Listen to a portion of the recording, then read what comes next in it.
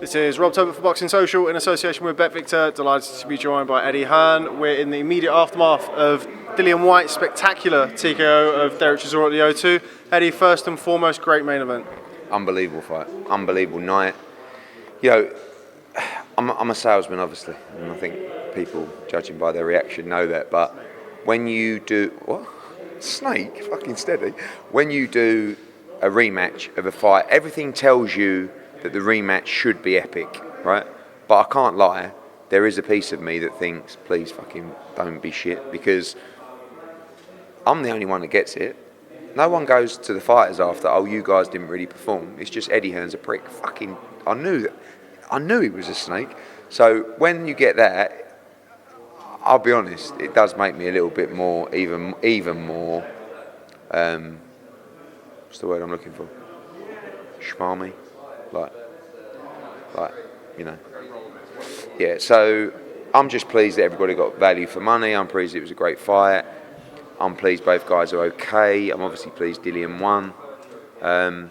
It was unbelievable. You know, it was better than the first fight. It was more dramatic.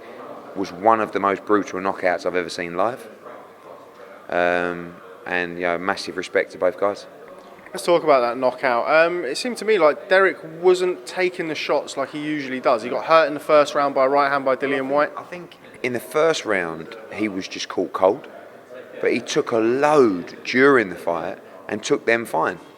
But the last one was just a stone cold clean knockout. So I thought Chisora was brilliant. You know, he was so fit. He was just relentless. And you know, in the end, he tired towards the end. And he just got a little bit lazy and traded up. And I said in the interviews going into this fight, if you continue to trade like that, someone's gonna get knocked out. And my prediction was Dillian Whyte stoppage between rounds 9 and 12. So if you followed that, send me the commission on Monday. You got enough money. Derek Chisora was not necessarily non-committal. I think he was the opposite. He was interested in potentially carrying on his career. Do you think that's wise? It's hard. You know, he's lost to the number one ranked heavyweight in the world outside of the champions, and he was winning the fight on 2 judges' scorecards. So he'll probably kick himself a little bit. I've never really seen Chisora get knocked out like that before, and I don't think it's because his punch resistance gone. He just got hit by the absolute perfect shot. And you know, that shot can knock out any heavyweight in the division. So I think Chisora, you know, I'm pleased Derek, and again, I think people get bored of me talking about paydays, but you have to understand it's a fucking brutal sport, and you shouldn't be doing that in there unless you're getting a fortune. So he got a big payday tonight, and he can set himself up, and it's about what he wants to do now and what David wants to do. I think they've worked great together. I thought he boxed really well, and he beat a lot of heavyweights, but you know, unfortunately tonight he came up short against Dillian Whyte. David, somebody you're interested in working with in the future, or namely David and Derek, potential other fights for you with some of your other guys? I've done 4 fights with David Haye. The Audley Harrison one, which we'll forget about, the 2 Bellew fights, and this one. And every time has been seamless. It's been good. He knows how to promote. He loves the sport, you know. Like he was sitting there tonight, like almost like me, you know, like. And he's done a lot in the sport, more than 99.9% of fighters ever will. So I like working with him, and his colleague Nicole, she's great. We get on well. Yeah, to be honest with you, I work with anyone. I've got one of my strongest points is that I'm emotionally cold in business, right? I'm actually a bit of a softie, and I'm a very emotional guy when we're the team. But in terms of doing business with people, you could call me the worst names in the world. If this benefits my fighter, matchroom, no problem. I'm emotionally cold. I never look at people and think, oh, do you remember? I remember once you said that I was. You know, I remember when he had a go at me on the Bellew press conference. Oh, mate, nothing. But that's actually probably one of my strongest points, is that I have the ability to do that, and so many people don't, and that's why so much business doesn't get done in boxing, because people have this resentment and bitterness that they can't bring themselves to do it. I can't stand him, I hate him. I don't feel like that about anyone. Where next for Dillian Whyte? Seems like after every single fight he's had in the last 18 months, it's like, well, it's got to be world titles next, and then he finds himself fighting somebody else. Where next for Dillian Whyte? Well, I think by the end of January, I think the WBO will make the mandatory. It's not due to, I think, end of September, but it means at least he's mandatory at last, which will be great for him. I do think there's a strong chance he could fight AJ. But, you know, like I said, we're going to really push to try and make the Wilder fight over the next couple of weeks, because we've got to get moving.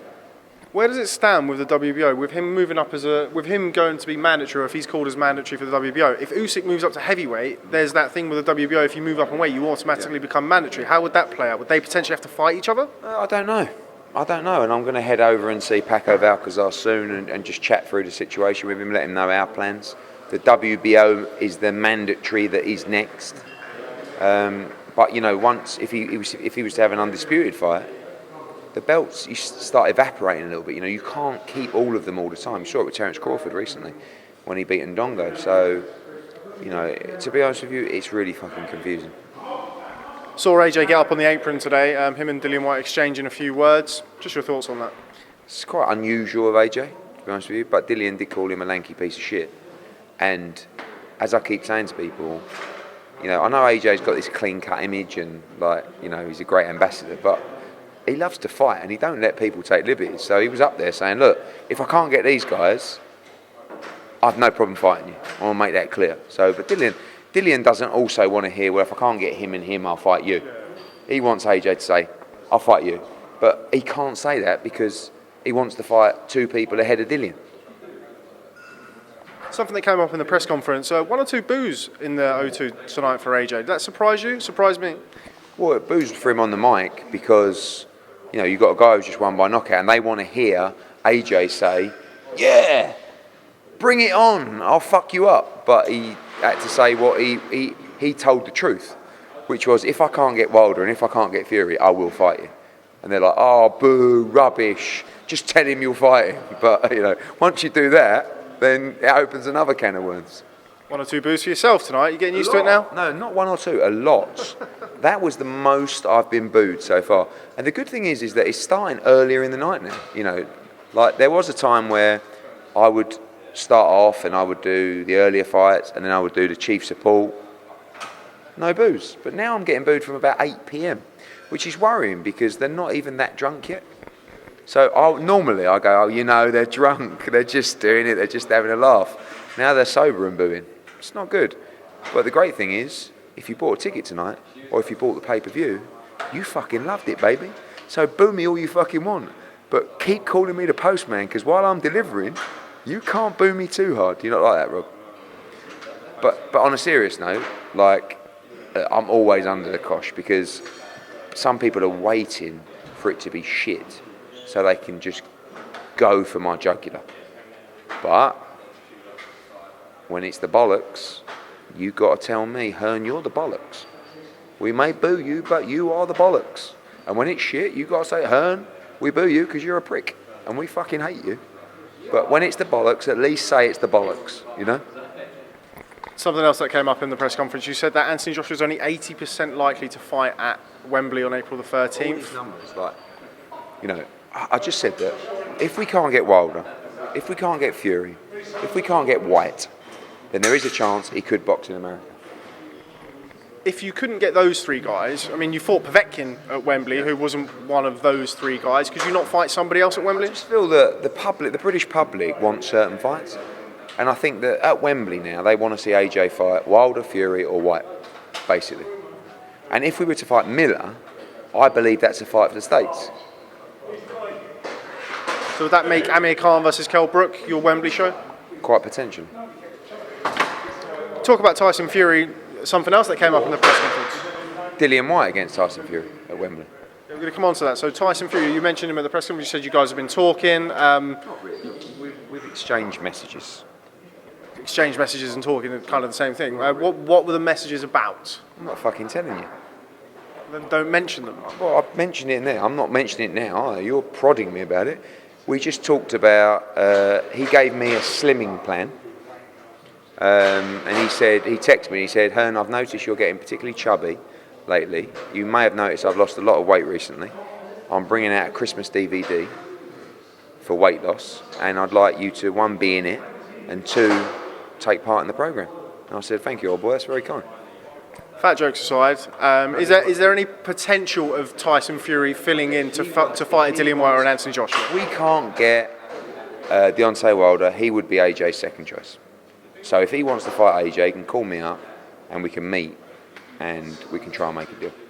What's the difference between when Joshua said on ESPN, he said he's not interested in the lineal title? I think he actually said it at ringside tonight. He's not that he's not interested in the lineal title. He's interested in Deontay Wilder. If he can't get Deontay Wilder, he would like to punch Tyson Fury. He would also like to punch Dillian Whyte. So it's not. He wouldn't be fighting Tyson Fury because he's lineal champion. He would just be fighting him because that's a fight the public want, and people doubt AJ in terms of beating Fury, and that motivates him. You've had a clash tonight with Frank Warren with regards to shows. Would your relationship or lack of relationship with Frank Warren be a hindrance to making any fight with Tyson Fury? I don't know if he's under contract to Frank Warren. I don't know. What makes you say that? I don't know their contractual situation. Was it 3 fights? Was it 4? Was it 5? I don't know. But I can make the fight with Frank. Again, it's this thing I told you. I don't look at Frank Warren. It doesn't. When Frank Warren does his rants, when he goes bright red and starts calling my name and just literally steam is coming out of his ears, I can't tell you, my heartbeat doesn't move 1 notch. I'm dead to that. So if he called me up and said, Eddie, I'd like to have a meeting, so I was like, no problem. But if I called him up and talk about a date change, he'd fucking put the phone down on me and go, yeah, fucking cunt! You know what I mean? But I don't know whether that's the way I am or that's just what boxing does to you. Probably the latter. It's a terrible business, Rob, terrible. And maybe that's just what he's become. Or maybe he was always like that. I don't know because I didn't know him years and years ago. But when I watch his videos and I see him going, just going mental. And he's just got to calm down and understand that the clash gave him publicity. Irrelevant because people were saying, oh, it's a clash with Eddie Hearn. What? Yeah, what? Just relax, enjoy it. Doesn't matter. We done loads of pay-per-view buys tonight. I'm sure you did loads of pay-per-view buys. And by the way, it sounds like Warrington-Frampton was a good fight. And ours was fucking epic. So no one lost, did they? Really? And there's going to be loads of clashes next year. Loads. There'll be clashes with ITV, with Channel 5, with BT, with Sky. It's called a competitive market. Welcome, my friend. So roll your sleeves up and get fucking stuck in. Just last one on that. As you mentioned, Warrington-Frampton. Josh Warrington defeated Carl Frampton. That would you've got Kid Galahad, who would mandatory for the IBF. So is that a fight we can expect sooner rather than later? He's mandatory, yeah, and there's supposed to be no unifications actually to get in the way of that. So we'll see. Look, I think Josh Warrington, we had him for 8-9 fights. Very good, underrated fighter. And he's proved that by beating Lee Selby. And you could say Selby was fucked at the weight. He was, but Frampton wasn't. That was a good win for him tonight. He's a good fighter. There's some big fights for him in the States. Okay, and just lastly, didn't see Alexander Usyk around. I know you had a meeting with him to discuss his next move. What's going on with Usyk? His son has been a bit under the weather, so he didn't travel. We'll be sitting down with his team in January. He'll be fighting in April, maybe April 13. You never know. Okay, well, Eddie Hearn, thanks very much for speaking to Boxing Social. Have yourself a good Christmas. Look forward to seeing you in 2019. Cheers, thank you. Cheers, mate.